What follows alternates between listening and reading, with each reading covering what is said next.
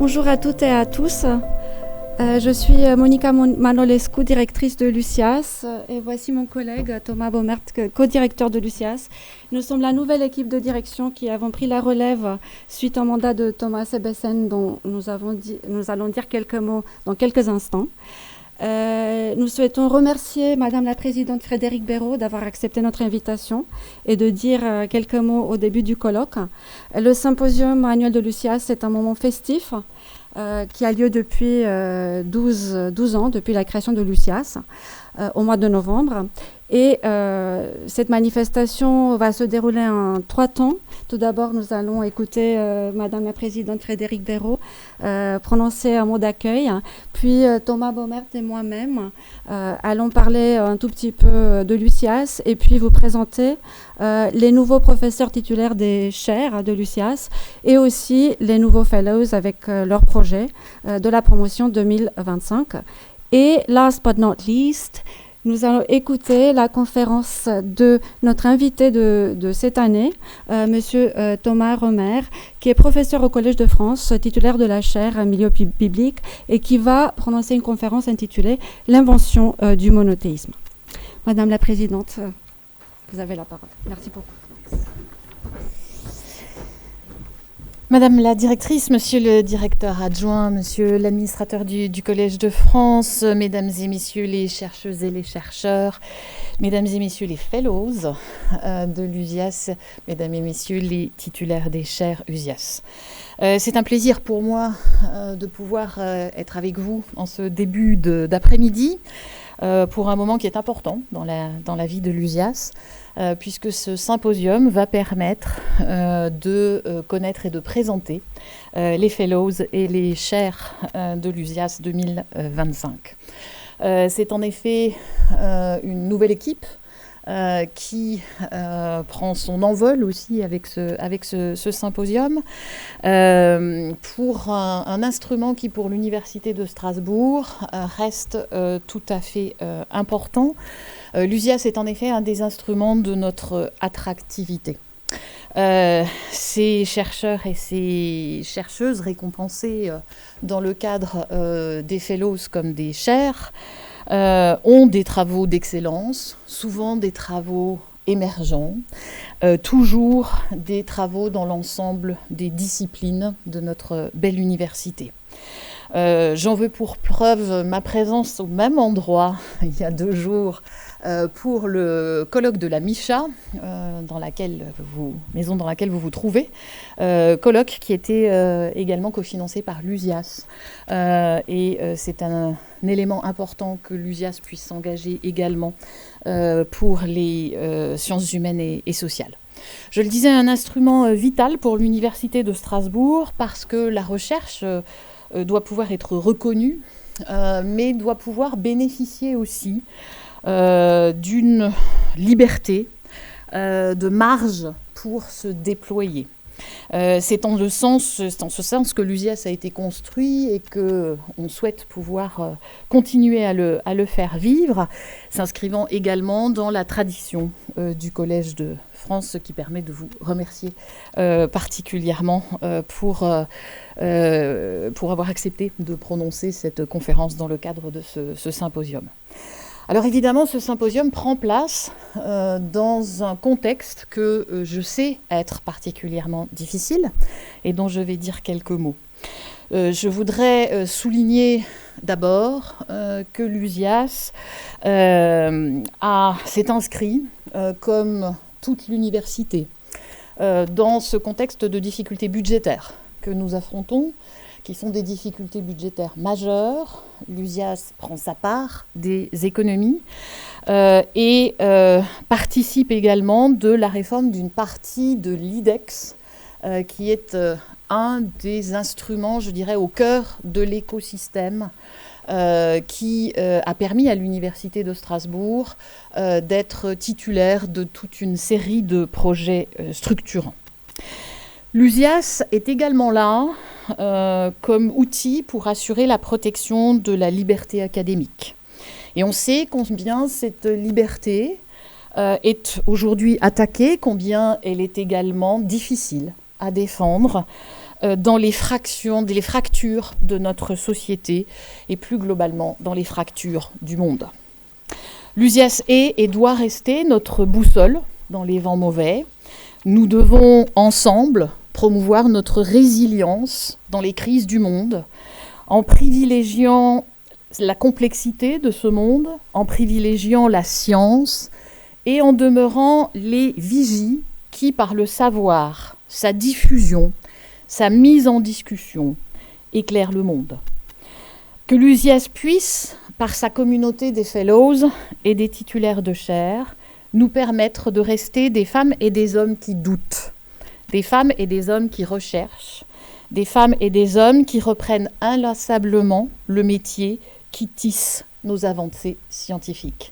Je vous souhaite donc à toutes et tous un très beau symposium et je laisse la parole à l'équipe de l'USIAS pour la présentation que nous attendons toutes et tous des fellows et des chaires. Merci beaucoup.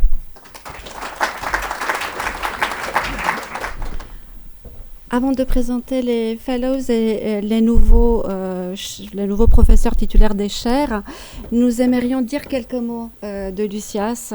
Madame la Présidente a déjà rappelé un certain nombre de choses.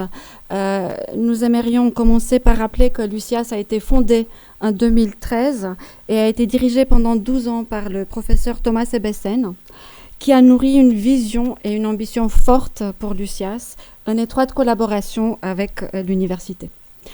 Grâce à ses efforts et à sa détermination, l'USIAS est aujourd'hui une institution unanimement reconnue et respectée sur le plan de la recherche en France, à Strasbourg, en France et à l'international. Je voudrais remercier très chaleureusement Thomas Ebbesen pour son investissement sans faille et aussi pour sa confiance. Une nouvelle équipe de direction est en place depuis début septembre. Constituée, comme je vous l'ai déjà dit, de moi-même en tant que directrice et de Thomas Baumer en tant que co-directeur. Et nous allons essayer de poursuivre dans la même voie et tenir le cap dans le contexte actuel qui est plutôt morose. Mais aujourd'hui, comme je vous ai dit, c'est une manifestation festive, donc on va aussi essayer de se réjouir d'être ensemble et d'écouter une très belle conférence. En l'espace de 12 ans, l'USIAS a recruté 245 fellows qui travaillent dans toutes les disciplines, et je tiens à le préciser, parce que dans différents instituts d'études avancées qui existent dans le monde, toutes les disciplines ne sont pas représentées. C'est vraiment la spécificité de l'USIAS à laquelle nous tenons beaucoup. Donc 245 fellows qui travaillent dans toutes les disciplines et qui travaillent sur des projets, sur des périodes qui vont de 3 mois à 2 ans. Ce qui voudrait dire en moyenne 20 nouveaux fellows chaque année, donc un nombre considérable. Les fellows recrutés sont aussi bien internes à l'Université de Strasbourg qu'externes, et de cette manière, l'USIAS a fonctionné comme un instrument d'émulation pour la communauté de recherche strasbourgeoise et comme un instrument d'attractivité et de rayonnement. Nous remercions l'équipe de présidence pour son soutien, qui nous permettra de maintenir au même niveau, ou presque, notre volonté de soutenir des recherches pionnières dans les années à venir. Un festival de l'USIAS sera organisé l'année prochaine, en janvier ou février. La date n'est pas encore fixée, pour célébrer l'USIAS, pour fêter nos fellows qui vont présenter leurs différentes recherches. Et vous serez bien évidemment invités à cette manifestation. Nous aimerions terminer ce petit discours en soulignant 3 aspects essentiels de l'USIAS. Tout d'abord, une notion qui a été déjà mentionnée, la notion d'écosystème, parce que nous faisons partie intégrante de l'écosystème de recherche strasbourgeois. Tous les fellows externes doivent élaborer leurs projets de recherche en synergie avec les laboratoires de notre université. Il y a beaucoup de collaboration et d'échanges. Ensuite, la deuxième notion qui est importante pour l'USIAS et pour l'université, c'est le fait que nous représentons une communauté constituée de fellows, internes et externes, des titulaires des chaires permanentes ou temporaires, et le tout dans le but de faire avancer des recherches pionnières. Et cette communauté de l'USIAS est ouverte, bien évidemment, à la communauté de recherche de Strasbourg et travaille en dialogue avec celle-ci. Et pour terminer sur une note très positive, nous prenons aussi des initiatives qui encouragent le rayonnement international de la recherche strasbourgeoise Et la plus récente d'entre elles est la mise en place d'un prix pour la traduction d'une monographie en SHS, en sciences humaines et sociales, rédigée par un chercheur et une chercheuse de Strasbourg en français. Et le prix va financer la traduction vers l'anglais de cette monographie. Le prix porte le nom de Barbara Cassin et il sera décerné pour la première fois le 12 décembre dans cette salle. Et vous êtes bien évidemment tous invités. Barbara Cassin sera présente ici. Nous allons maintenant passer à la présentation des fellows et des chairs, and we'll switch to English for this part of the presentation. Thomas? Go ahead. Yes, please. So Yes. Let's go to the first slide. Yes. Yeah. So it's my true pleasure. You've all seen Monica Manolescu, who's the new director of the UCIASIS, I think, with a fantastic presentation. And already, I think, in the last 2 months, we really have been starting with a great start. And many of you. We've tried. Yeah. So she's also at the same time the UCIASIS permanent chair of American Literature and Art, so really a world-class expert in the field. She's the director of the UCIASIS, and her expertise is really in the Anglophone area, representations, culture, history, the search unit of the University of Strasbourg at the CNS. And she's also a famous writer. She's written many books. I didn't know that, but thank you very much for this generous presentation. And I will present my colleague, Thomas Baumert, who is the UCS Permanent Chair of Translational Medicine, who is a world-class expert of liver diseases, and who is, of course, co-director of the UCS, and head of the Institute for Translational Medicine and Liver Disease in Strasbourg. Then Frédéric Collin, who is not here today, he's in Egypt, working hard at digging mummies. So he's a permanent chair of Egyptology, and he works at the intersection of archaeology, history, and philology. And Wipke. And yeah, Wipke Drenkham, who's here. Actually, maybe you can stand up for a moment. Is the UCIAS Marguerite Perret Chair in Natural Science, in Physics and Physical Chemistry, and will work at the Charles Dron Institute at the CNS at the University of Strasbourg. It's working there. Yeah. So these are the four new chairs, and the fellows. We will introduce the fellows now. I'm sorry, let me position myself here. So the first fellow I'd like to introduce, who is here, is Stéphanie de la Bretèque, who works on anthropology and ethnomusicology. And thank you. She is hosted by Lynx, the Research Center Lynx, and her project is entitled Yazidism and Diaspora: Beliefs, Doubts, and Reinventions in Migration.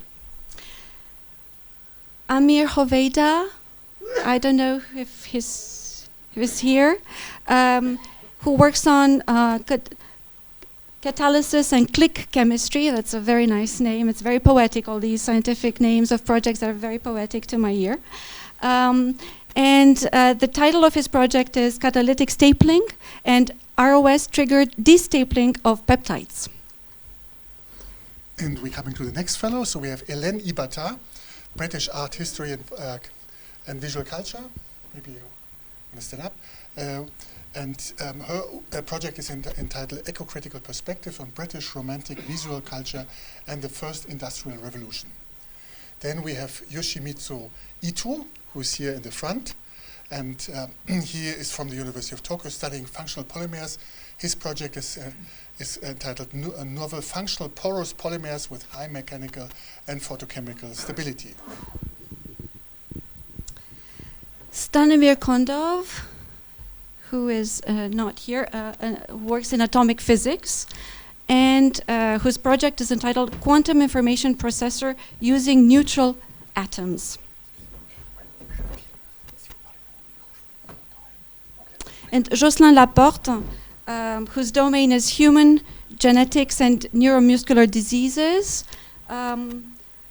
who's there, yes, and who will work on a project entitled Biomimetic Peptides to Treat Dynamin-Related Diseases. And now we move to Pierre-Eric Lutz in neurosciences and epigenetics, his project is entitled Leveraging. It's a it's two fellows. So there's Vincent Vigon in mathematics and deep learning, interdisciplinary, and their project is leveraging long-read sequencing and machine learning to define the neural methylome turnover at single-cell resolution. And then we have another joint project by an internal and an external fellow, Aurélien Blanc and Pierre de Frémont. Hello. Who are working together on a project entitled Toward Low Oxidation State Tungsten Complexes for Homogeneous Catalysis. And then another partner project, we have Rachel Mundi in Histology Musicology from Rutgers University, Marion Thomas, History of Modern Life Sciences from University of Strasbourg. Their project is entitled Animal Voices and the Measure of Personhood, Colonial Science, Conservation and the Foundations of Modern Ethics. Amélie Piton, who is a specialist of molecular genetics of neurodevelopmental disorders, who will be developing a project on genetic modifiers and intellectual development disorders. Then Mara Yusupov, who works on protein translation and ribosome structure, whose project is focused on precisely ribosome tetramers in chick embryos, a study of the fundamental mechanisms of hibernation. And then we have finally Sergei Zakharov, who's here, I think, working on democratic history. And his project is entitled The History of Fertility in Russia, a study of long-term changes in quantum and structural characteristics of fertility across generations in the 20th and 21st century. So with this, we would really like congratulate all the fellows. Félicitations.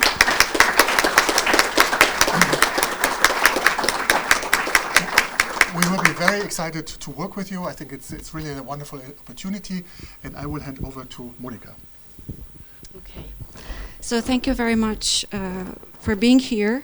Merci beaucoup d'être là. Je vais passer au français et je vais passer le microphone à Monsieur Roland Recht, qui a très gentiment accepté de présenter notre conférencier d'aujourd'hui.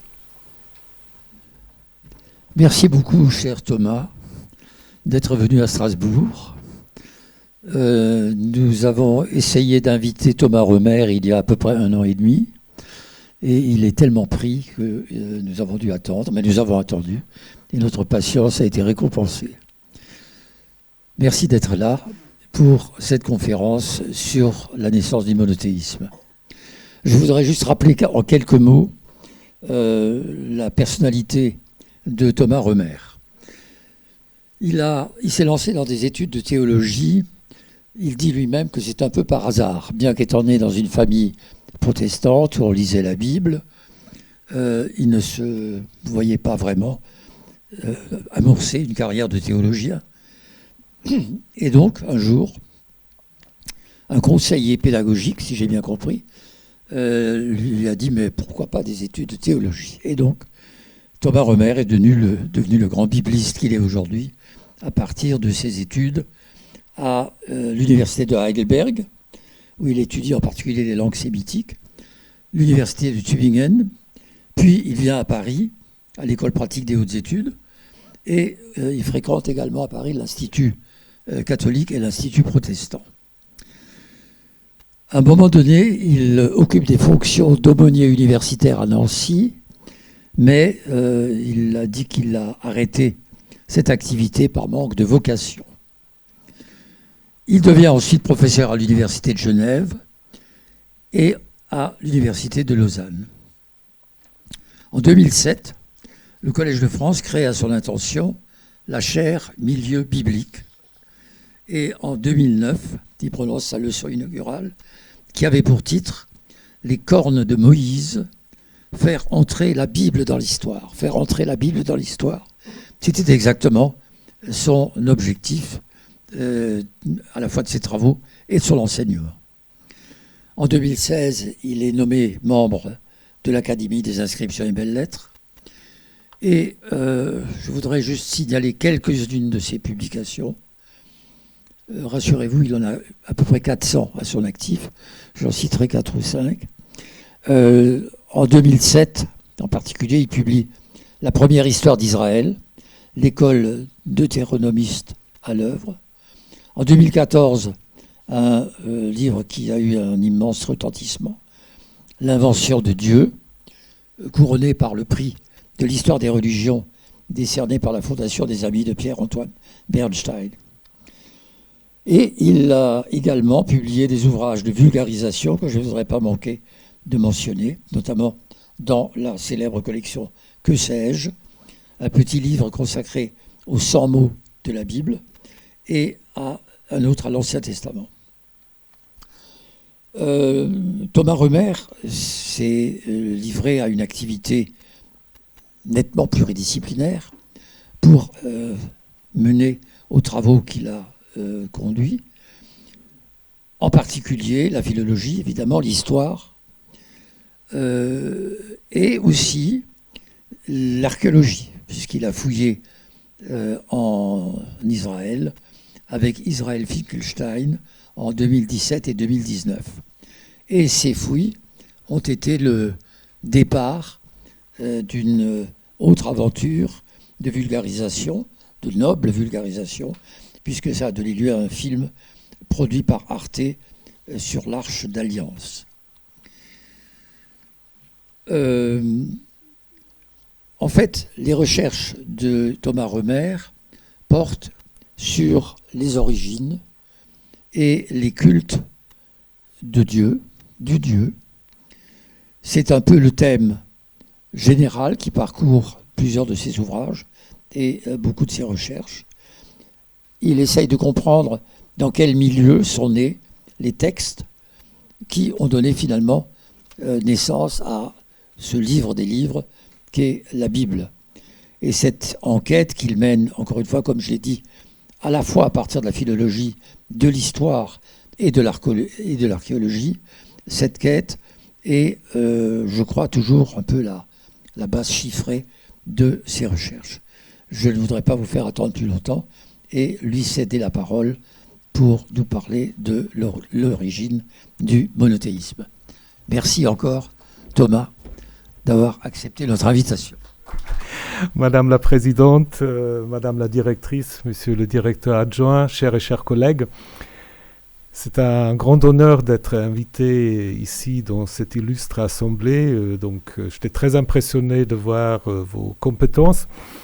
Et donc, je me trouve un peu comme un ovni parce que parler de la Bible, où on parle de la neurologie, on parle de beaucoup de choses, ça peut peut-être un peu vous décentrer, déconcentrer, je ne sais pas. Mais je pense, comme j'ai compris, que le Collège de France est aussi un peu une inspiration pour Lusias. Et une des devises du Collège de France, vous le savez peut-être, c'est Docet Omnia, donc tout s'enseigne, même la Bible. Donc du coup, je me sens un peu moins gêné de vous parler un peu, pas seulement de la Bible, mais aussi du Dieu biblique et de ce qu'on appelle le monothéisme. Donc, le mot monothéisme est un mot récent. En fait, on parle beaucoup plus vite du polythéisme, et le mot monothéisme, en fait, arrive simplement... Bon, comme on est en Alsace, je ne mets pas faire des choses en allemand, donc je ne sais pas si c'est encore possible, mais voilà. Le mot monothéisme naît, en fait, dans le contexte des Lumières, autour d'une discussion sur la place des religions juives, chrétiennes, un peu musulmanes, mais on les oublie facilement. Et donc, il y a dès le début de ce terme deux utilisations assez différentes, en fait. Il y a ceux qui pensent, en fait, qu'à l'origine de toutes les religions, il y a en fait la croyance en un être suprême, et après le polythéisme ou d'autres manifestations, c'est un peu des déviations. Donc, c'est l'idée un peu inclusive, alors que d'autres vont dire... Ben non, le monothéisme, c'est le propre surtout du christianisme. Bon, il y a aussi un débat autour de la Trinité, etc. Mais c'est un peu l'idée de se dire, en fait, le monothéisme est supérieur aux autres religions. Et c'est exactement ce qui se passe aujourd'hui avec un débat sur le thème même de monothéisme. Certains trouvent que ce thème est un peu problématique, dangereux, dans le sens que on présente souvent les monothéismes comme une sorte d'aboutissement de l'évolution religieuse de l'humanité. Donc quand on est monothéiste, on est censé être plus intelligent que quand on est polythéiste. Donc c'est un peu le sous-jacent. Après, il y a des gens qui vont plus loin, comme Ernst Bloch ou d'autres philosophes, qui disent que le monothéisme, c'est le début de l'athéisme. Parce qu'en fait, qu'est-ce que c'est le monothéisme? Vous avez un Dieu, mais qui est tellement transcendant, qui est tellement loin de vous, que finalement, vous n'en avez plus tellement besoin. Donc l'homme peut aussi sortir de Dieu. Donc ça, c'est Ernst Bloch et d'autres. Donc je pense qu'il faut manier ce terme avec une certaine prudence. Et je vais vous montrer que l'opposition polythéisme, monothéisme n'est pas si évident que ça a l'air. Donc, est-ce qu'il y a du monothéisme avant la Bible? Donc, ce qu'on peut dire, plus qu'une société hiérarchisée et différenciée, plus ces panthéons sont complexes. Donc, si vous regardez ce qui se passe en Mésopotamie, vous avez des dieux pour tout, des dieux mineurs, des dieux majeurs, vous avez des gouvernements célestes, et donc, c'est très complexe. En même temps, vous avez quand même à l'intérieur des systèmes polythéistes, parfois des tendances qu'on peut appeler monothéistes ou monolatriques. C'est-à-dire, vous avez des textes où tout d'un coup, un dieu prend beaucoup plus d'importance que les autres. Donc, il y a des rois comme Nabuchodonosor, roi de Babylone, qui décident à un moment que ce soit le dieu Marduk, qui est en effet le dieu le plus important, et il le promue au détriment des autres. Plus tard, Nabonide, le roi babylonien, va en effet faire de Sin, dieu lunaire, le dieu unique. Et puis évidemment, quand on parle de monothéisme, on doit aussi mentionner un pharaon que vous connaissez tous, Akhenaton, évidemment. Donc certains disent qu'Akhenaton, c'est le premier monothéiste. Est-ce que vous êtes d'accord ou pas? C'est une question de définition. C'est une question de définition parce que Akhenaton, en effet, il va mettre en place toute une entreprise iconoclaste qui vise à effacer toute trace des autres dieux, mais notamment du dieu Amon, parce qu'il était en conflit, et donc on voit que tout est politique, parce que en fait, il est en conflit avec le clergé de Amon, le dieu important, qui prenait trop de liberté par rapport à ce que Aménophis, devenu Akhenaton, voulait. Donc il décide en fait comment on va défaire le pouvoir de ce clergé. On va décréter que son dieu n'existe pas, exactement ce qu'il se passe. Donc il va en effet forcer le dieu d'Aton. C'est quelque chose qui ne va pas durer très très longtemps. Mais la question, c'est un peu une question de vocabulaire. Les égyptologues, aujourd'hui, ils vont dire que ce n'est pas tellement du monothéisme, c'est plutôt du atonisme. C'est en fait un peu ce que je vous ai montré avec le dieu babylonien, etc. On force un dieu et on essaie en fait de montrer que dans ce dieu, finalement, on n'a pas besoin des autres. Après, je n'ai pas trop le temps de vous parler de l'Égypte, mais il y a toujours aussi, c'est une religion très polythéiste, mais en même temps, vous avez des tendances monothéistes. C'est ça ce qui est un peu dérangeant ou intriguant plutôt. Et puis évidemment, quand je vous parle de Akhenaton, je ne peux pas taire Sigmund Freud, qui en effet faisait de Akhenaton un peu l'influenceur de Moïse ou le professeur de Moïse. Donc Moïse aurait été un disciple d'Akhenaton. Ça, c'est une idée qui est devenue très populaire, mais qui n'est pas une invention de Freud, en fait. C'est en fait quelque chose qui est beaucoup plus récent. Mais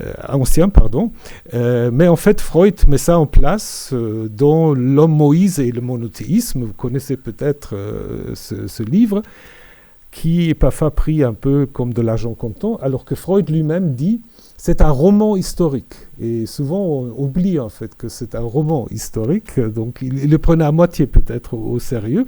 Donc il y a l'idée que le Moïse originel aurait été assassiné par son peuple, qu'il aura remplacé par un faux Moïse qui aurait introduit un faux dieu, le dieu Yahvé, un dieu volcanique et en colère, mais qui ne sera pas le vrai dieu monothéiste, qui sera redécouvert plus tard par les prophètes. Donc cette idée, en fait, comme je vous ai dit, remonte à un prêtre égyptien du IIIe siècle avant l'ère chrétienne, qui a déjà cette association. Ça, c'est très intéressant, parce qu'Akhenaton, c'est une figure, comme dit Jan Assmann, de l'histoire, qui a laissé peu de traces dans la tradition, mais a quand même laissé quelques traces, puisque ensuite Manéthon, ce prêtre, a fait cette association entre Akhenaton et Moïse. Donc c'est quelque chose, en effet, de relativement ancien, avec peut-être déjà une tendance un peu anti-juif, anti-judéen, puisqu'il va en effet faire de Moïse en fait un chef des lépreux qui sont chassés par l'Égypte. Donc ça vous fait penser peut-être à l'histoire aussi de l'Exode. Mais passons un peu dans l'histoire. Donc Roland Recht a fait allusion à ma leçon inaugurale, les cornes de Moïse, faire entrer la Bible dans l'histoire. Je pense que c'est important de faire entrer la Bible dans l'histoire, c'est-à-dire de montrer que les textes bibliques réagissent en fait, c'est pas forcément des textes historiques, mais ils réagissent en fait à des enjeux historiques. Si on n'avait pas la Bible, où est-ce qu'on parlerait la première fois d'Israël? C'est dans cette stèle de la fin du IIIe siècle avant l'ère chrétienne, d'un pharaon, Merneptah, où on a la première attestation du nom d'Israël. C'est en fait une sorte de stèle de victoire où il relate sa campagne qu'il avait fait dans le Levant, où il énumère en fait toutes sortes de territoires, où il va dire pour la première fois « Israël est détruit, sa semence n'est plus ». Donc ça commence par la Libye, ça monte en fait jusqu'à aujourd'hui le Liban et la Syrie. Donc première mention d'Israël. Alors, qu'est-ce qu'on peut dire de cette première mention que vous avez donc en jaune? En fait, Israël ici, c'est considéré comme une entité qui n'est pas encore un État. C'est un groupe, mais suffisamment important pour que le pharaon se vante d'avoir mis fin à ce groupe. Donc c'est un groupe peut-être peu défini, mais suffisamment important. Donc vous avez en fait, on ne va pas faire de cours d'égyptologie là, mais si vous regardez les hiéroglyphes, vous voyez qu'il y a un homme et une femme. C'est des dénominatifs pour un groupe, pas pour un pays. Donc c'est Israël pour la première fois. Et ce qui est intéressant, Israël se trouve là où finalement, au niveau historique, vont surgir les premières habitations. Ce qu'on peut aussi encore rappeler, c'est que dans ce texte, rien ne dit d'une sortie d'Égypte. On ne dit pas que c'est un peuple qui aurait quitté l'Égypte. Hein. Ils sont là, donc c'est plutôt un Israël autochtone. Ce n'est pas un Israël venu d'ailleurs. Et autre chose, Israël, c'est un nom théophore, c'est-à-dire un nom construit avec un élément divin. Mais cet élément divin d'Israël, c'est El, Israël, qui veut dire que El combatte ou que El règne. Probablement la deuxième théorie est plus simple, mais ça pose déjà une question. Parce que le Dieu tutélaire d'Israël, vous le savez peut-être, il s'appelle, on ne sait pas exactement comment on le prononce, c'est Yahvé, Yahou, peu importe, mais Israël s'appelle Israël et pas Israyahu. Qu'est-ce que ça peut faire croire ou penser? Ça peut montrer que le lien entre Israël, ce groupe qui s'appelle Israël, et ce Dieu qui s'appelle Yahvé, c'était pas quelque chose d'originel. Qu'à l'origine, Israël se référait à El, qui deviendra plus tard dans l'islam Allah, le chef en fait des panthéons cananéens. On le connaît d'Ougarit et d'ailleurs. Donc en fait, à l'origine, ce groupe n'a probablement pas vénéré le Dieu qui s'appelle Yahvé. Et Yahvé devient le Dieu national, mais on est très loin du monothéisme au moment où il y a deux royaumes, le royaume d'Israël et le royaume de Juda dans le nord. La Bible elle-même garde de nombreuses traces que Yahvé était considéré comme un Dieu national. Vous avez des exemples ici sur la feuille, je vais juste prendre la deuxième. Il y a un conflit militaire entre un chef israélien qui s'appelle Jephthé et les voisins à l'est, les Ammonites, donc la Jordanie actuelle, qui garde le nom d'Ammon encore dans la capitale Amman. Donc ils ont un conflit territorial. Et quand le conflit est réglé, qu'est-ce qu'on dit ? Ne possède-tu pas ce que Chemosh, ton Dieu, te fait posséder ? Ça, il dit aux voisins à l'est. Et tout ce que Yahvé, notre Dieu, nous a donné, nous le posséderons. C'est-à-dire, en fait, ça veut dire quoi ? Chaque peuple, en fait, a sa divinité qui s'occupe de lui. Et nous avons ça dans un autre texte encore, qu'il faut reconstruire, parce que les textes bibliques, c'est aussi des textes qui ont grandi au fur et à mesure, et puis nous avons des manuscrits qui ne sont pas toujours identiques.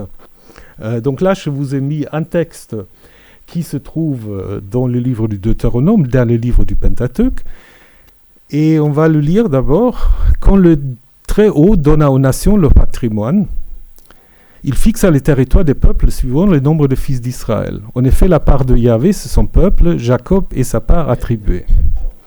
Est-ce que vous en comprenez quelque chose de ce premier ? Il y a combien de dieux là ? Est-ce que c'est le même ? Est-ce que c'est deux ?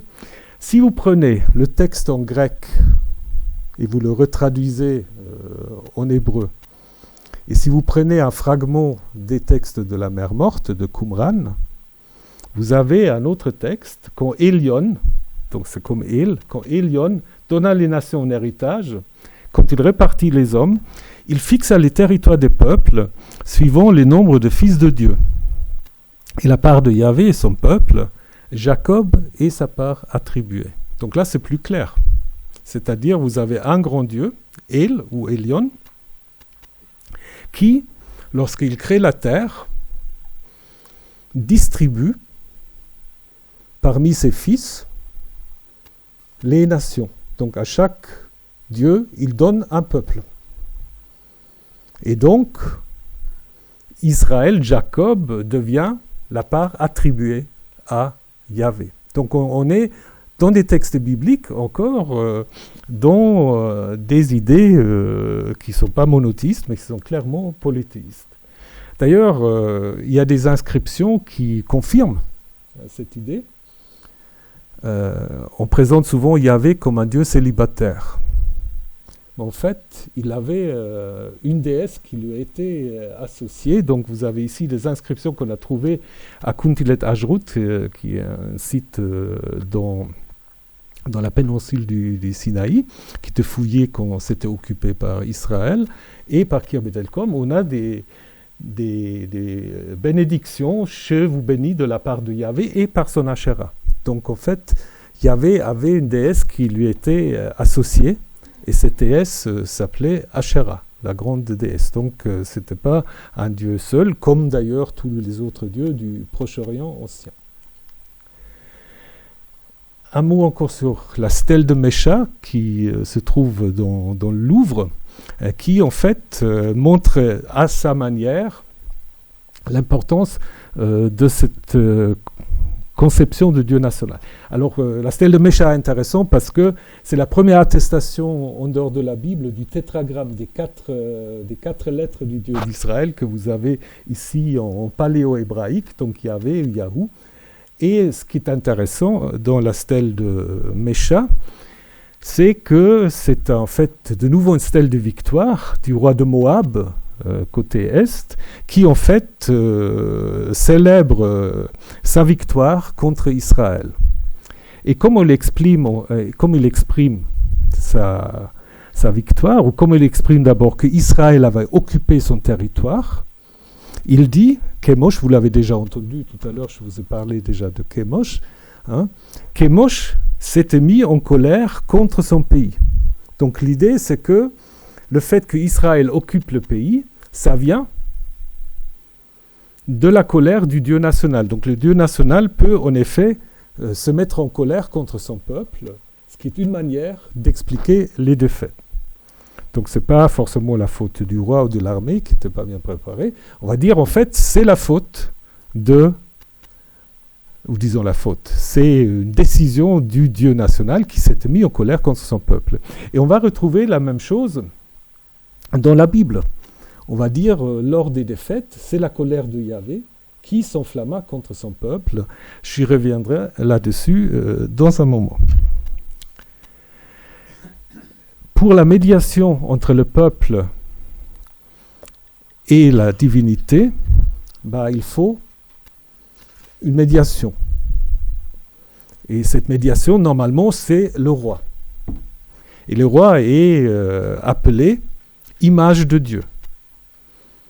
Pourquoi le roi est image de Dieu? Donc là, vous le voyez assez bien sur ce diapositive, parce que sur votre, faut pas que je me trompe, sur votre droite, vous avez le dieu, probablement le dieu Assur, sur un être hybride, et à gauche, vous avez le roi et Esarhaddon. Donc si vous regardez les deux images, qu'est-ce que vous constatez? Vous constatez quand même que ça se ressemble beaucoup.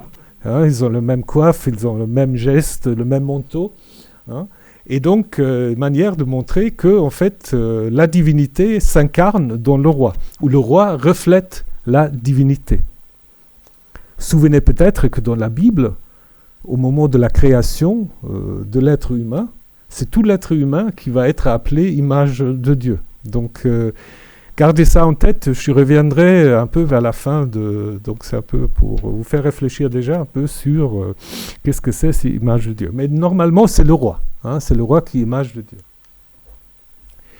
Et ce qui est important de rappeler peut-être, c'est que le Levant, et ça continue en fait jusqu'à aujourd'hui, a toujours été un peu un terrain de convoitise des grandes puissances. C'était d'abord les Égyptiens, après les Assyriens, les Babyloniens, les Perses, les Grecs, les Romains, les Byzantins, etc.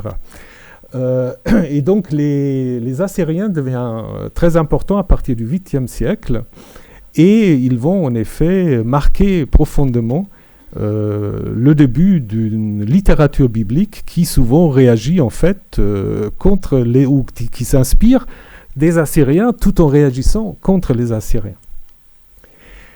Donc, je ne sais pas si vous vous souvenez, en fait, quand on parle d'Israël, il faut toujours préciser à quel moment on parle. Parce que, en fait, ce qui est important, qu'à l'origine, quand on parle de la royauté israélienne, vous avez deux royaumes. Vous avez le royaume d'Israël dans le nord, avec la capitale de Samarie, et vous avez le royaume de Juda, parfois appelé le royaume du sud, beaucoup plus petit, avec la capitale de Jérusalem. Donc, en fait, ces deux royaumes frères, qui ne s'entendent pas toujours très bien, mais qui ont la même divinité tutélaire.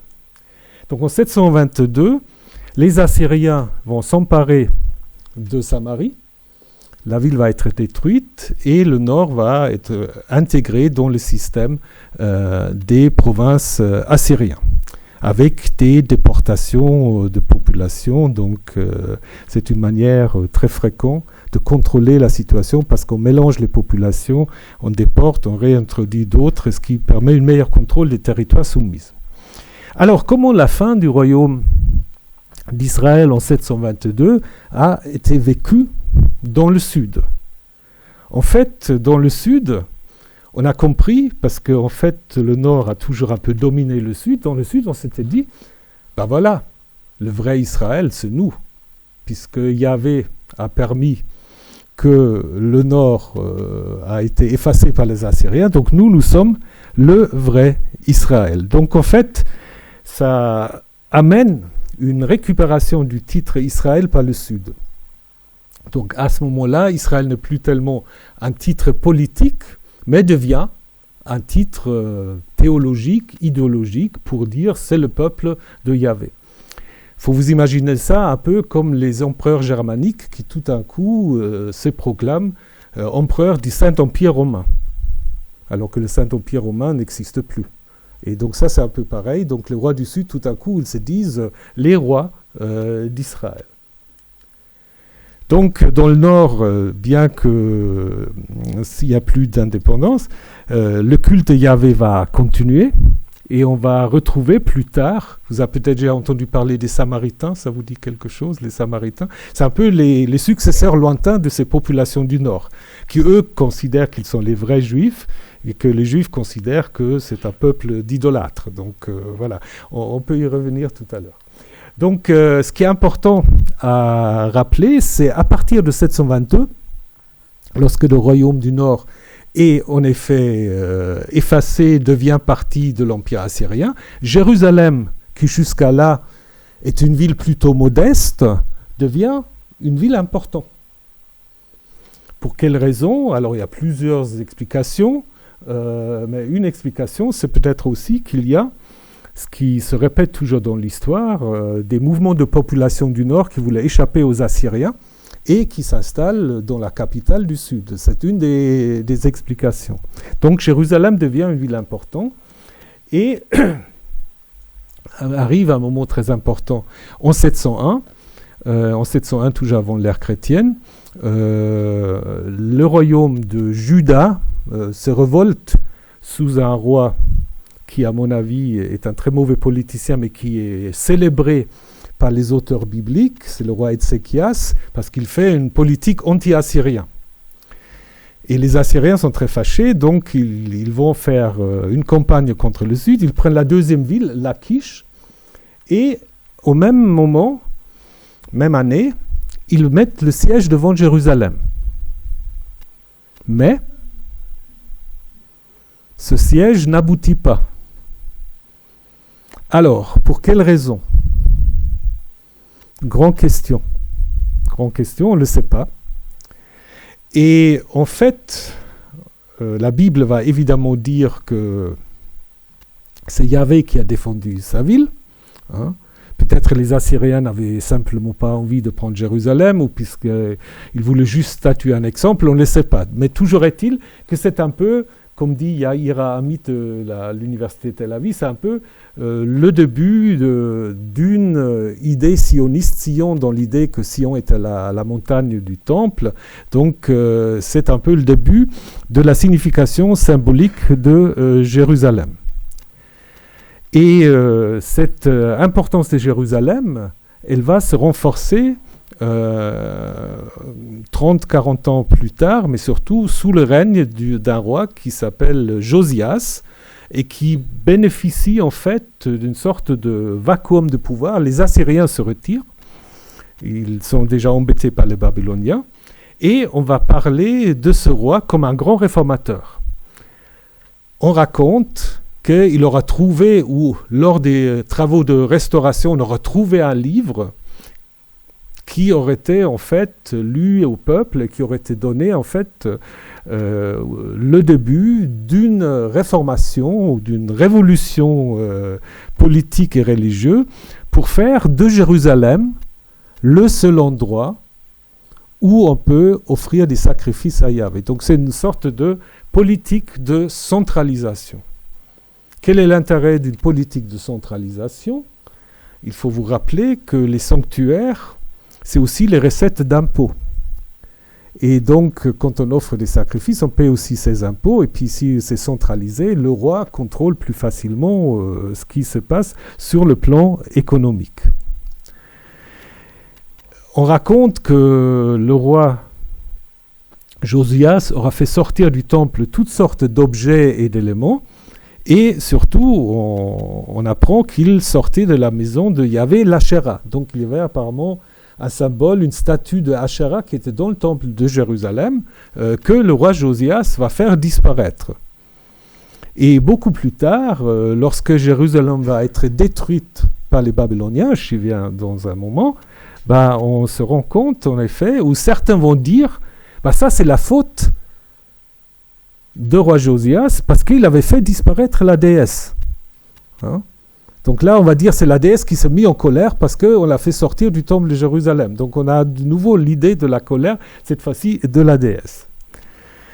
Donc cette réforme, c'est en effet une réforme aussi d'indépendance par rapport aux Assyriens. Et le livre qui accompagne cette réforme, le fameux livre trouvé, est-ce qu'on a vraiment trouvé un livre? Ça, c'est une question que les historiens sont plus hésitants à répondre par la positive. Mais l'idée, en fait, que ce livre serait une version du livre du Deutéronome. Le livre du Deutéronome, je ne sais pas si ça vous dit quelque chose, c'est le 5e livre de la Torah, du Pentateuque, et qui a peut-être commencé à l'origine. Écoute Israël, Yahvé est notre Dieu, Yahvé est un. Pourquoi on dit Yahvé est un? Qu'est-ce que ça veut dire? Des idées? Yahvé est un. C'est-à-dire, il n'y a que le Yahvé de Jérusalem, parce qu'il y avait le Yahvé de Bethel, il y avait le Yahvé de Hébron, il y avait le Yahvé de Samarie, il y avait le Yahvé un peu de partout. Donc, en fait, se dire, c'est un peu comme le culte de la Vierge Marie. Donc, vous avez la Vierge de Guadeloupe, vous avez la Vierge de Fatima, vous avez des Vierges un peu de partout. Et donc, chaque endroit a sa propre histoire de fondation. Et là, on va dire, mais tout ça, non. Il n'y a que le Yahvé de Jérusalem. Hein? Et ce qui est intéressant, si vous prenez le début du Deutéronome originel, vous constatez en fait que ce Deutéronome ressemble farouchement à un texte qu'on appelle parfois un traité de vassalité ou un sermon de loyauté que les Assyriens faisaient prêter à ses vassaux. Donc là, je vous ai mis un extrait du texte assyrien, et à côté, vous avez le Deutéronome, et quand vous comparez, vous voyez, c'est quand même assez près. Au lieu « tu aimeras Serbanipal », tu aimeras Yahvé. Le traité, il faut le dire aux fils et petits-fils, et tu dois enseigner toutes les paroles à tes fils. Après, il y aura les malédictions pour ceux qui ne respectent pas le traité, qui sont aussi très, très similaires. Et donc, ça nous montre quoi? Ça montre que probablement, les scribes de Josias, qui ont écrit le Deutéronome, étaient inspirés de ce traité de vassalité qu'on peut dater à l'année près, à 672 avant l'ère chrétienne. Et en effet, grâce à l'archéologie, Roland faisait allusion à l'importance de l'archéologie, et c'est tout à fait juste. Grâce à l'archéologie, nous savons, ou disons nous savons, on sait rarement des choses, on soupçonne des choses, on hypothèse.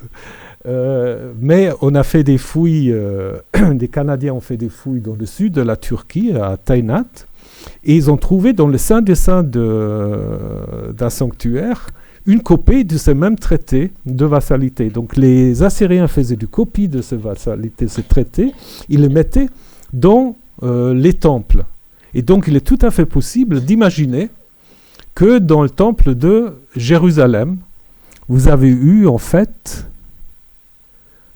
une copie de ce traité d'Assaradon. Ça veut dire que les scribes jérusalémites, ils connaissaient ce traité, et puis ils l'ont adapté en disant oui, c'est vrai, il y a un seul Seigneur, mais ce n'est pas Esarhaddon, mais ce n'est pas non plus le roi de Juda, c'est Yahvé. Donc en fait, on met Yahvé à la place en fait, du roi Esarhaddon. Donc ce qu'on peut appeler aujourd'hui un peu counter-history ou contre-histoire, où on reprend en fait un discours dominant pour le tourner en fait contre celles et ceux qui dominent. Donc c'est exactement ce que vous pouvez observer. On pourrait raconter, mais je n'ai pas le temps, la même chose avec l'histoire de la naissance de Moïse. Vous connaissez l'histoire de la naissance de Moïse, non? Il est mis dans une petite barque dans le Nil, où il est découvert ensuite par la fille du pharaon. Et de Sargon, grand roi assyrien, raconte la même chose. Sa mère le met dans une corbeille, le met sur l'Euphrate, pas sur le Nil, où il est ensuite trouvé par le jardinier de la déesse Ishtar. Et ça légitime en fait quelqu'un qui a un pédigré pas très, très clair. Et dans les deux cas, en fait, on n'a pas d'hommes, il n'y a que les femmes qui agissent, donc l'homme, disons, le père de Moïse, on ne sait pas ce qu'il devient, et le père de Sargon, on ne sait pas très bien non plus ce qu'il devient. Donc on est un peu dans la reprise des thèmes assyriens. Donc en fait, avec cette réforme de Josias, on n'est pas encore au monothéisme. On est dans quelque chose qu'on peut appeler la monolatrie, parce qu'on va trouver dans le même livre du Deutéronome, non pas le constat que les autres dieux, ça n'existe pas. On dit qu'il ne faut pas marcher à la suite des autres dieux, c'est-à-dire qu'il ne faut pas faire des processions qui sont organisées en honneur des autres divinités. Alors, après l'abord de Josias, on va très vite arriver à l'exil babylonien, et c'est ça en fait le moment important. Suite à toutes sortes de révoltes, il y a 2 sièges de Jérusalem en 597, et ensuite un deuxième en 587. Donc la première fois Jérusalem n'est pas encore détruit, mais les déportations ont déjà lieu. Donc le début de ce qu'on appelle parfois l'exil babylonien se situe à ce moment-là. Et puis en 587, le temple est détruit et une deuxième vague de déportation a lieu. Donc il y a en fait à ce moment-là un grand nombre, surtout de l'intelligentsia, on dira aujourd'hui judéen, qui se trouve à Babylone. Et Babylone devient en effet un centre très important du judaïsme naissant. Vous savez qu'il y a la Bible, mais il y a ensuite le Talmud qui rassemble en fait les discussions des rabbins sur les textes bibliques. Il y a 2 collections. Il y a la collection palestinienne, mais c'est le Talmud de Babylone qui devient le plus important, c'est-à-dire Babylone devient un centre intellectuel du judaïsme. Mais ce qui se passe en 587, et c'est ça ce qui est important à comprendre, et ce qui reste quand même quelque chose d'assez mystérieux. Vous avez en fait un effondrement des structures identités traditionnelles assez remarquable, puisque le temple est détruit. Le Dieu national, soit il est vaincu, soit il se met en colère contre son peuple. Le roi est exilé, il n'y a plus de roi à Jérusalem.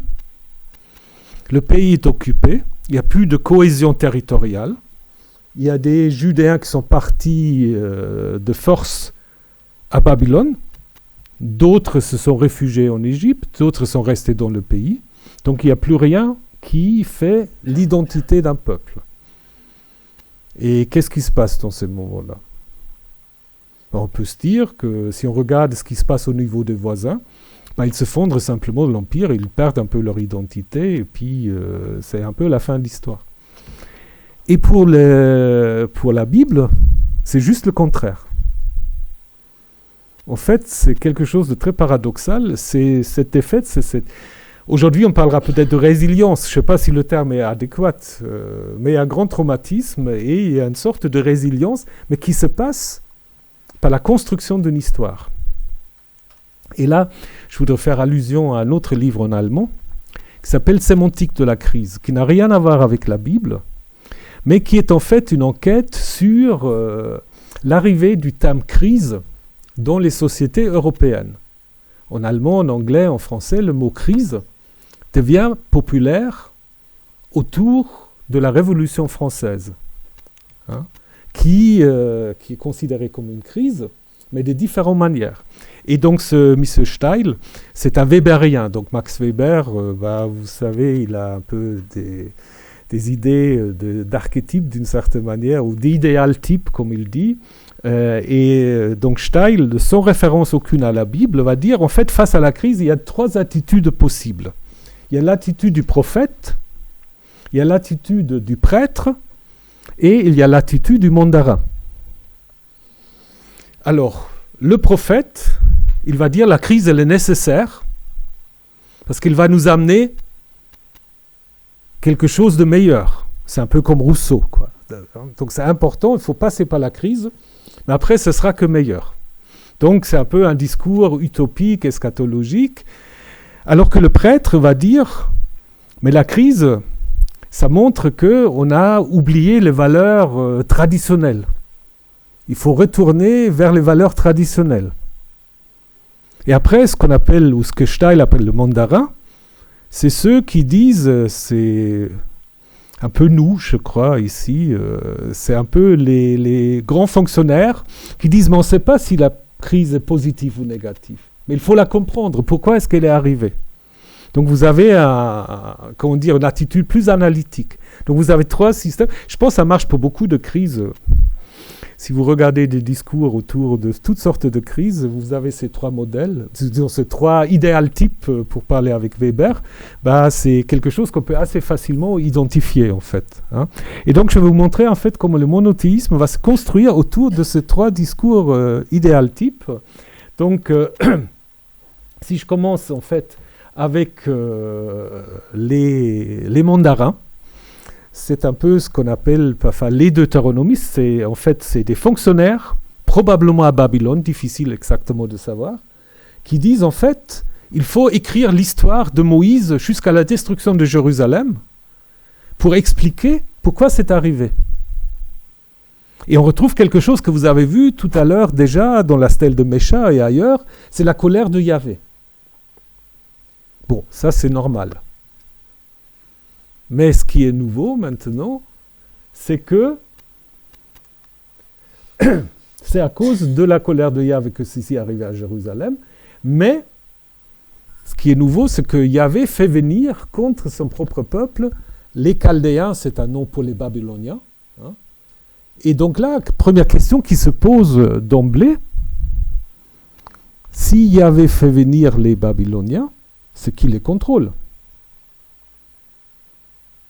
Autrement, comment il peut le faire venir? Et s'il les contrôle, connaît-il de leur Dieu? Et là, on passe à un deuxième discours, le discours prophétique, qui se trouve notamment dans un livre qui est le livre d'Ésaïe, dans la deuxième partie, qui est ajouté à ce livre au début de l'époque perse, puisque le roi perse Cyrus est appelé le Messie de Yahvé.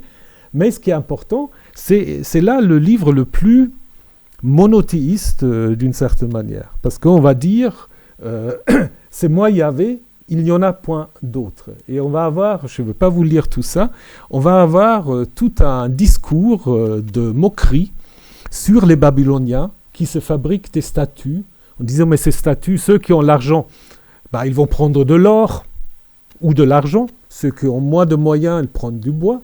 Mais qu'est-ce qu'on fait avec ces statues? On peut les brûler, mais ils n'entendent rien, ils ne voient rien, ils ne mangent rien, ils ne sont pas vivants. Donc on va avoir une polémique, en fait, contre ces statues. Hein. Et ça, c'est un peu aussi le début qui va, en effet, aussi marquer le judaïsme naissant, le début de l'aniconisme, c'est-à-dire l'idée qu'on ne peut pas représenter les divinités. Hein. Parce que là, c'est un peu la confrontation avec ces statues. Donc leurs yeux sont bouchés, de sorte qu'ils ne voient pas. Et leur cœur de sorte qu'ils n'ont pas de bon sens. Voilà, donc un problème qui se pose au moment où vous confessez un Dieu, c'est un peu, je veux dire, l'identité sexuelle de ce Dieu. Évidemment, on peut dire Dieu n'a pas de sexe, mais si vous regardez les textes bibliques, on parle quand même de Yahvé presque toujours masculin. Sauf dans le livre d'Ésaïe, en fait, on va utiliser des images féminines, comme si on avait senti, si vous avez un seul Dieu, il faut qu'il joue le rôle des dieux et des déesses. Il faut que ça entre dans une seule divinité. Et donc, on va en effet comparer, dans le livre d'Ésaïe, il y avait à la fois un héros, un guerrier, mais en même temps, à une femme qui enfante son peuple. Donc une femme qui crie en douleur parce qu'elle est en train d'enfanter son peuple. Donc comme si on avait senti que au moment où vous passez vers un discours monothéiste, il faut quand même aussi d'une certaine manière récupérer les rôles des déesses. Et alors passons aux prêtres. Donc on a vu le mandarin, on a vu le prophète. Et maintenant, les prêtres. Donc les prêtres, c'est en fait des gens qui se trouvent probablement au début de l'époque perse à Jérusalem, qui promouvoient la reconstruction du temple et qui racontent un récit de la création du monde et de ses habitants. C'est des textes que vous connaissez tous. Au commencement, Dieu créa le ciel et la terre, texte très connu, très important. Mais qu'est-ce qu'ils vont faire? Ils vont en effet utiliser, pour parler de Dieu, un terme qui est Elohim. Je ne sais pas s'il y a des hébraïsants dans la salle, peut-être. Oui, un peu. Elohim, donc, alors, quand vous traduisez Elohim, voilà, ça peut être, en effet, vous avez raison, parce que Elohim, ça peut être un pluriel, mais qui est utilisé aussi comme un singulier. Donc, si vous avez Elohim, vous ne savez pas s'il faut traduire les dieux ou un dieu. Hein? Et donc, on utilise à Ession Elohim, donc qui crée. Ça peut être le Dieu d'Israël, mais ça peut être la quintessence de tout ce qui est divin. Et quand il crée, il va dire créons l'être humain à notre image. Donc Dieu parle au pluriel, donc créons l'être humain à notre image. Et mâle et femelle, il les créa. Qu'est-ce que ça veut dire? Mâle et femelle, c'est image de Dieu. Donc ça veut dire que ce qu'on vient de voir avec Ésaïe, il y a dans la divinité autant de masculin que du féminin. Hein? Ou alors, certains disent, c'est une sorte de souvenir encore de Asherah, ce qui n'est pas non plus totalement impossible. Mais ce qui est intéressant, c'est, parce que souvent, dans l'histoire de l'art, quand on représente la divinité dans la tradition chrétienne, c'est toujours un barbu, pas toujours, mais très souvent un barbu avec une couronne éventuellement, alors que là, c'est mâle et femelle. Mais dans la réception, on a oublié les femmes, ce qui est dommage, ce qui est très dommage. Mais ce qui est encore aussi assez intéressant dans cette histoire, c'est que tout à l'heure, je vous ai montré, vous vous souvenez, je vous ai montré le roi image de Dieu. Et ici, c'est tout être humain, mâle ou femelle, qui sont image de Dieu. Donc, qu'est-ce que vous constatez? Vous constatez en fait une sorte de démocratisation de l'idéologie royale. Il n'y a plus besoin de roi. Il n'y a plus besoin de roi, puisque en fait, tout être humain est image de Dieu. Donc, plus besoin, en fait, d'avoir une autonomie politique. Donc, le roi, ça peut être le roi perse ou ça peut être aucun roi. Donc, et si on avait suivi un peu plus ces textes-là, on sera aujourd'hui plat dans les guerres de religion. Je vais vous montrer ça, parce qu'en fait, c'est une sorte de monothéisme inclusif. Ça commence en fait avec Elohim, pour tous les peuples. Quand ça passe plus loin de l'histoire à Abraham, Dieu va se présenter comme El Shaddai. Et après, quand il va appeler Moïse à son service, il va dire, c'est moi Yahvé, je suis apparu à Abraham et aux autres patriarches comme El Shaddai, mais je ne me suis pas fait connaître sous mon nom de Yahvé. Donc c'est comme une sorte de théorie de la révélation, donc Elohim pour tous les êtres humains, El Shaddai, le dieu des champs probablement, pour Abraham et ses descendants, qui sont plus larges que Israël, et puis Yahvé pour Moïse, qui va en effet mener son peuple en dehors d'Égypte. Mais qu'est-ce que ça veut dire en fait? Ça veut dire que c'est toujours le même Dieu. Seulement le peuple l'appelle autrement Elohim, El Shaddai, et Israël, le seul privilège d'Israël, c'est connaître le vrai nom, Yahvé. Mais qu'on va très vite tabouiser parce qu'on ne va pas le prononcer. Donc ça veut dire quoi en fait? Ça veut dire qu'il n'y a pas de nécessité de faire des guerres au nom de Dieu. Parce que c'est simplement des noms différents que les uns et les autres donnent. C'est pour cela que je vous ai dit, si on avait suivi un peu plus ces textes-là, donc on a malheureusement suivi d'autres textes bibliques, si on avait suivi ces textes-là, notre monde se porterait mieux, il me semble. Donc c'est un peu dommage qu'on a oublié ça. Voilà. Alors après, on peut se poser la question, et là je vais passer un peu vite parce que je crois que le temps avance. Donc sur les influences des Perses sur le monothéisme qui sont possibles, notamment en ce qui concerne le dualisme. Et si vous lisez une inscription sur Ahura Mazda, le grand Dieu qui a créé cette terre ici, qui a créé le ciel là-bas, qui a créé l'homme, qui a créé le bonheur pour l'homme, c'est assez proche que vous avez dans le premier chapitre de la Genèse. Donc il est possible en effet qu'il y a des influences perses. Mais le monothéisme, en fait, va pas s'imposer d'emblée. il y a des moments de résistance. Nous savons qu'il y a une colonie judéenne à Éléphantine, une île dans le Nil, où on a en fait un temple qui est consacré à Yahou, mais pas seulement à Yahou, mais aussi à une déesse, Anat, et à Hashim Bethel, qui peut être le fils de Yahou, Anat Bethel, un peu comme les triades égyptiennes. Donc le monothéisme, on ne va pas dire tout de suite, ah oui, passons au monothéisme. Donc il y a, et ça c'est des textes qui datent du IVe siècle avant notre ère, donc où il y a peut-être déjà d'autres discours qui se mettent en place. Donc tous ces textes vont ensuite être réunis dans ce qu'on appelle le Pentateuque, la Torah, et ce qui est important dans la Torah, c'est que en fait on va avoir ces textes des prêtres, mais aussi des textes qui ont une vision très très différente. Donc dès qu'on a la Torah, il faut l'interpréter. C'est-à-dire, ça c'est important. Et ça c'est une grande différence aussi entre judaïsme et christianisme. Le judaïsme, dès le début, va surtout mettre l'accent sur l'interprétation, sur l'actualisation, alors que le christianisme va mettre plus l'accent après sur d'avoir la bonne doctrine des choses. Et j'arrive presque à la fin. Donc, pour Heinrich Heine, la Torah, c'est une patrie portative. Et ça, c'est très important. Je crois que c'est le meilleur résumé ce que c'est le Pentateuque. Parce qu'en fait, face à ce que je vous ai montré, toute perte de repères, il n'y a plus de temple, même si le temple est reconstruit, les gens sont restés à Babylone, le roi, il ne revient pas. Donc en fait, qu'est-ce qu'on met comme substitut? C'est la Torah, c'est le Pentateuque.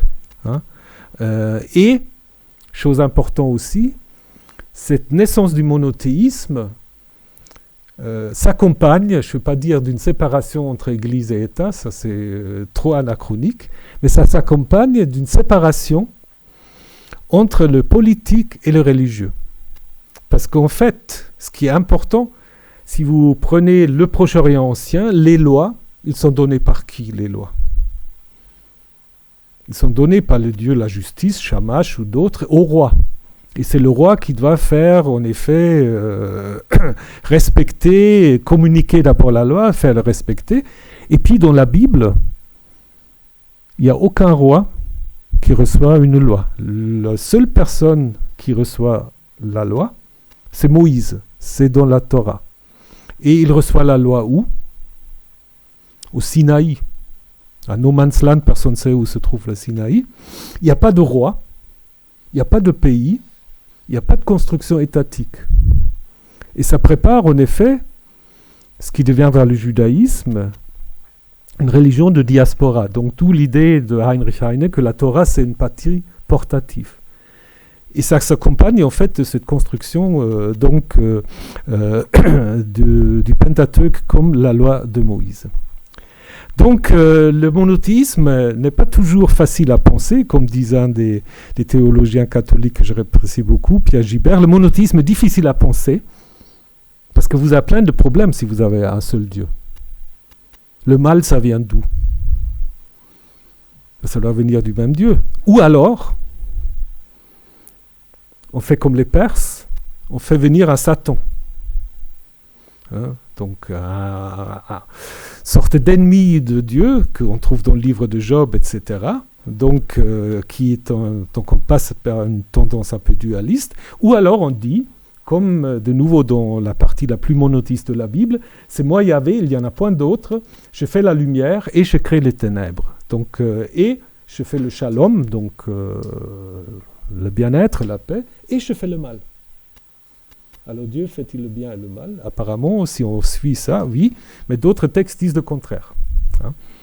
Donc, même si on lit la Bible aujourd'hui comme un document monothéiste, il ne faut pas oublier, j'ai essayé de vous montrer, que les auteurs et rédacteurs ont intégré des traces polythéistes. Donc, ce que je vous disais au début, je m'auto-légitime à la fin. Donc, ce que je vous disais au début, c'est que, en fait, la Bible, ce n'est pas seulement un document monothéiste, il y a beaucoup de traces polythéistes, et donc une trace qui est posée dès le début de la Bible, puisqu'on a parlé d'Elohim.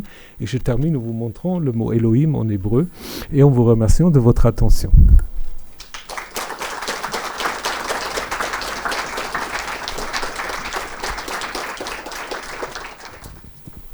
Merci beaucoup pour cette communication, cette conférence très riche.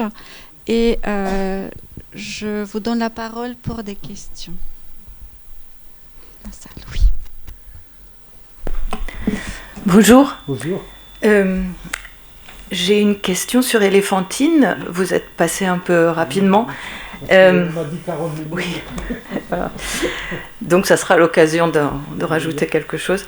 Donc comment est-ce que vous interprétez l'absence complète dans l'onomastique des Judéens et des Araméens qui ont laissé leurs traces dans les papyrus araméens d'Éléphantine, l'absence complète de noms de patriarches ou de prophètes bibliques? Ça, c'est une très bonne question. Merci de m'avoir permis de revenir un petit moment sur Éléphantine. Éléphantine, c'est très intéressant parce que ça montre peut-être que vers 400, certaines traditions de la Torah n'étaient pas encore vraiment répandues partout.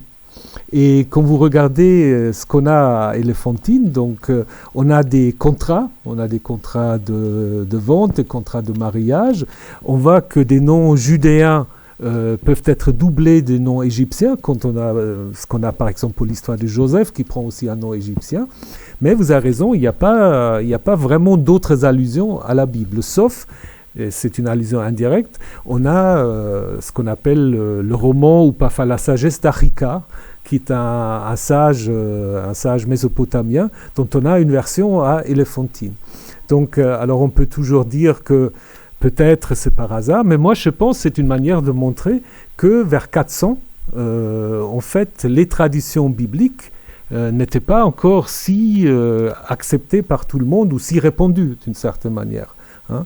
Et si vous regardez Éléphantine, il y a quelque chose qui est très proche un peu de ce que vous voyez dans l'histoire de Joseph, où il y a une intégration, assimilation assez forte, ce qui est un peu peut-être à déplaire aussi certains tenants de l'orthodoxie à Jérusalem ou ailleurs. Donc pour moi, c'est plutôt une indication que, en effet, les traditions bibliques ne sont pas encore répandues partout. Et ce qui est intéressant aussi, si vous prenez ce temple, donc on a Yahou et on a la déesse Anat qui est attestée dans certains textes bibliques, dans les noms, dans les toponymes. Et on a cette idée qu'il y a Hashim Bethel, le nom Bethel. Donc Bethel est aussi attesté dans la Bible, parfois comme un lieu, mais parfois aussi comme une divinité. Et donc, c'est ce que je disais peut-être trop rapidement, il y a un peu des traces il ne faut pas l'appeler judaïsme, certainement pas, mais d'une religion judéenne populaire qui s'imprègne quand même aussi, je dirais, de l'environnement égyptien, parce que ces triades de divinités qui ne sont pas sans rappeler la Sainte Famille, ils sont très populaires aussi en Égypte. Oui. Merci pour la conférence. Justement, sur cette figure de la triade, que diriez-vous du coup de la Trinité chez les chrétiens, c'est quelque chose d'analogue? Alors, j'ai ici un professeur du Nouveau Testament, donc je serai très prudent. Mais disons, ce qu'on peut dire que le Saint-Esprit, il y avait une tradition que le Saint-Esprit, c'était la Sophia, c'était la sagesse. Donc je ne sais pas si c'est exactement la triade, mais l'idée qu'on en fait trois, c'est peut-être quand même pas simplement par hasard. Bon, disons, dans la Bible, on n'a pas vraiment, dans le Nouveau Testament, il y a peut-être un texte qui parle, il faut baptiser au nom du Père, du Fils et du Saint-Esprit, mais il y a toute une tradition, mais là, Christian, tu me corriges si je dis de bêtises, donc il y a toute une tradition aussi, selon laquelle, en fait, on peut hésiter entre Saint-Esprit et Sophia. Et Sophia, c'est la chokma, c'est la sagesse qui, au Proverbe 8, est aussi personnifiée. Donc, je ne dirais pas que c'est la même chose, mais il y a quand même peut-être quelques ressemblances qu'on pourrait éventuellement y trouver.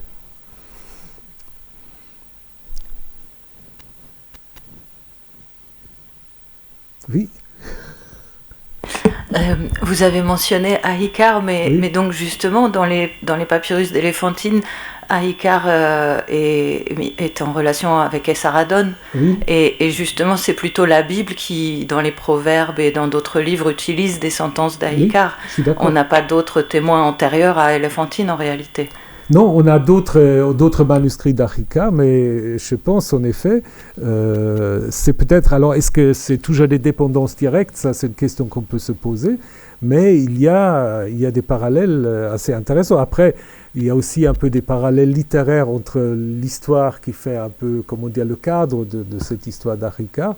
Mais vous avez raison. Donc, mais ça confirme un peu cette idée que à Éléphantine, les traditions bibliques telles que nous les connaissons sont peut-être pas très, très connues ni très populaires. Oui,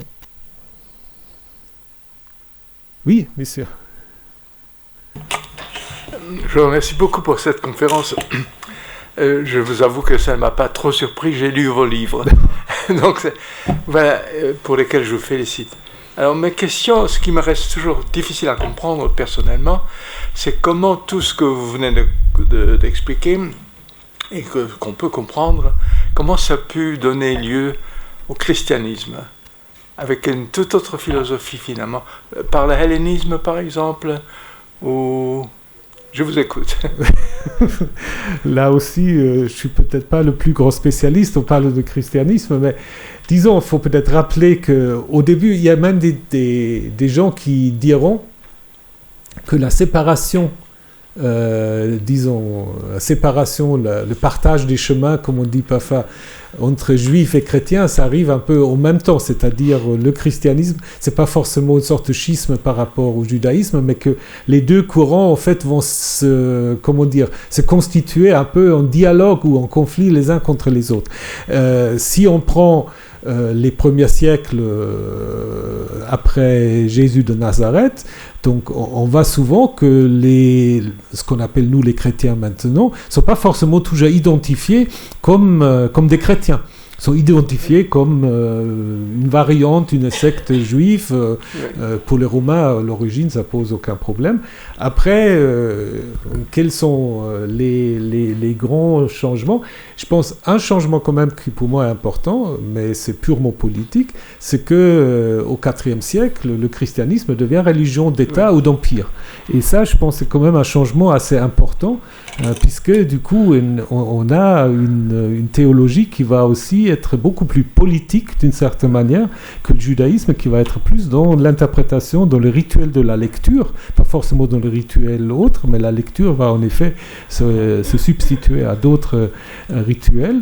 Et après, ça commence peut-être plus tôt, mais là de nouveau, j'ose à peine parler, parce qu'il y a tout un débat, mais qui est interne à l'origine aussi au judaïsme, c'est par rapport à l'observance de la Torah, de la loi. Qu'est-ce que ça va nous apporter, comment il faut faire, et là, on va avoir déjà, si vous lisez les épîtres pauliniens, des idées qui ne vont pas forcément être partagées par l'ensemble du judaïsme. Mais je dis, c'est progressif, à mon avis, c'est pas d'emblée.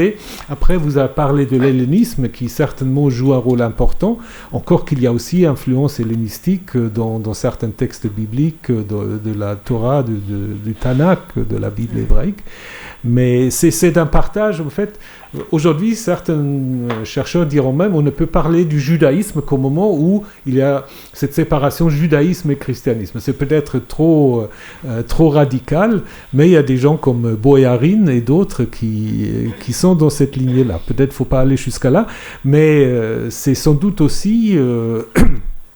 ce renforcement de ce courant chrétien qui va amener aussi le judaïsme naissant de définir ses textes. Donc, par exemple, la troisième partie de la Bible, les écrits, les Ketuvim, certains disent c'est aussi en réaction aux chrétiens qui voulaient en rajouter d'autres textes qu'on a en fait maintenant défini un canon. Hein. Donc, merci. Merci, monsieur. Merci. Oui, peut-être sur une question proche, en fait, en retournant dans le judaïsme par rapport au christianisme, mais on a cette notion de messianisme. Oui. Voilà, là aussi, en fait, c'est peut-être un ou plusieurs, parce qu'il y a plusieurs noms pour indiquer. Comment est-ce que s'articule la naissance du messianisme, la définition de ce qu'est Messie, dans ce discours que vous faisiez sur la naissance du monothéisme, en fait? Oui. Alors, le messianisme, disons, c'est l'attente du roi idéal, d'une certaine manière. Messie, c'est le consacré, c'est loin. Et on va utiliser ce terme déjà dans la Bible pour parler des rois d'Israël, mais aussi pour parler en fait du roi Cyrus. J'étais peut-être trop rapide dans le texte de la deuxième partie du livre d'Ésaïe. Cyrus est appelé le Messie de Yahvé. Ce qui est assez intéressant aussi, parce que ça veut dire il y avait un débat et qu'on retrouve plus tard. Est-ce que la lignée davidique va revenir, va se remanifester? Et le fait qu'on Jésus a appelé fils de David, on est tout à fait dans cette lignée-là. Hein. Donc il y avait à l'intérieur du judaïsme tout un débat. Est-ce qu'on a besoin d'une indépendance politique autour d'un nouveau David? Certains textes bibliques déjà, dont Ézéchiel va annoncer un nouveau David qui va venir, et d'autres en fait vont dire on n'a pas besoin de roi. Hein. Et la question du messianisme, évidemment, ça complète un peu la réponse à Monsieur. Donc ça c'est évidemment aussi un élément de discorde, puisque le christianisme va dire le Messie, c'est Jésus de Nazareth, ce que évidemment le judaïsme ne va pas accepter. Mais disons, c'est aussi, dans tous les milieux juifs, cette question n'était pas de la même importance. Hein. C'est la question aussi de l'indépendance politique. Et ça, c'est quand même, je l'ai peut-être dit trop vite, pour moi, c'est quand même une des grandes différences entre judaïsme et christianisme. Le judaïsme est resté, en fait, on peut discuter ce qu'a amené la création de l'État d'Israël en 1948, mais le judaïsme s'est construit comme une religion de diaspora. Et il est resté d'une certaine manière. Même en Israël, le judaïsme n'est pas religion d'État, même si c'est l'État de tous les juifs, mais il n'a pas le statut légal de religion d'État. Alors que pour le christianisme, sous beaucoup de pays, le christianisme était, ou disons le catholicisme, après ça devient compliqué aussi, était religion d'État. Et je pense que ça c'est aussi une différence assez importante. Oui. Bonjour et merci encore pour la conférence. Je viens d'une discipline lointaine, donc je vous prie de m'excuser pour la naïveté peut-être de ma question. En fait, vous êtes revenu à 2 moments sur la question de l'image, à l'image de Dieu. Et le mot image en soi, en termes de notion et de concept, il m'intéresse beaucoup. Ça veut dire j'ai besoin de savoir comment il a été, car j'imagine il n'a pas figuré dans la Bible, avec sa définition, disons, très liée, moderne ou contemporaine, telle qu'on le conçoit aujourd'hui. Et aussi, donc voilà, de savoir quel mot et quel usage a été, que ce soit représentation ou autre, dans la Bible. Et aussi à un moment donné, vous avez parlé du rapport entre images, comment elle signifie tout de suite un acte de médiation. Et donc, est-ce que le principe d'image signifie tout de suite un retrait du divin? Ça veut dire non, pas ou forcément. pas. Alors, attendez. Juste... Merci. Ah oui, ça n'a pas passé. Ça, c'est quand on passe d'un Macintosh à un PC. Donc, ce que vous avez ici traduit par « faisons l'être humain à notre image », en fait, en hébreu, ça veut dire la statue. Hein, c'est la statue, la représentation, tselem. C'est en fait ce qui est dans le temple pour représenter la divinité. Mais c'est quelque chose de concret, c'est vraiment une représentation en termes de statue. Après, il y a un grand débat parmi les spécialistes, parce que le judaïsme va aussi se caractériser par ce qu'on appelle l'aniconisme, l'absence de toute représentation. Et la question, c'est est-ce que dans le premier temple de Jérusalem, est-ce qu'il y avait une image ou non du Dieu Yahvé? Moi, je pense que oui. Alors, ça ne plaît pas à tout le monde, mais déjà, par pure logique, si vous interdisez « tu ne te feras pas d'image », ça veut dire qu'il y a quand même une pratique derrière pour le faire. Et même dans le décalogue, où on dit « c'est moi Yahvé, tu n'auras pas d'autre Dieu vis-à-vis de moi » ou littéralement « devant ma face ». Qu'est-ce que ça veut dire logiquement? C'est probablement l'idée de Josias, il ne faut pas introduire dans le temple d'autres statues à la face ou vis-à-vis de Yahvé. Dans beaucoup de psaumes, on a l'idée que le malade, en passant la nuit au temple, au sanctuaire, le matin, je verrai la face de Yahvé.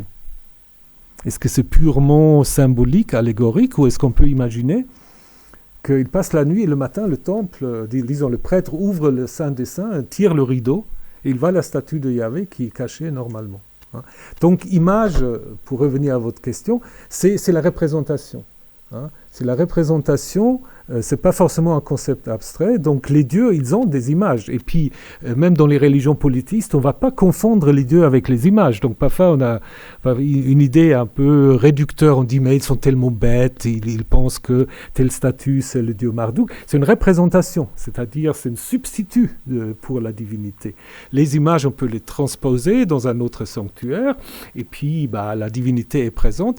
Et on peut faire aussi ouvrir la bouche, donc il y a tout un rituel d'ouverture des bouches pour les statues, pour les rendre vivants, mais toujours est-il qu'on ne va pas considérer que c'est la divinité elle-même, c'est-à-dire c'est une représentation un peu comme image aussi, le roi comme image de la divinité. Et ce que je vous ai montré tout à l'heure, vous avez exactement cette idée-là, où en effet, vous avez le roi et la divinité, et qui sont en effet interchangeables, c'est-à-dire sont représentés de la même manière. Donc le roi est en quelque sorte le substitut ou le tenant place de la divinité. Il n'est pas la divinité, il est l'image, le reflet, la statue de la divinité.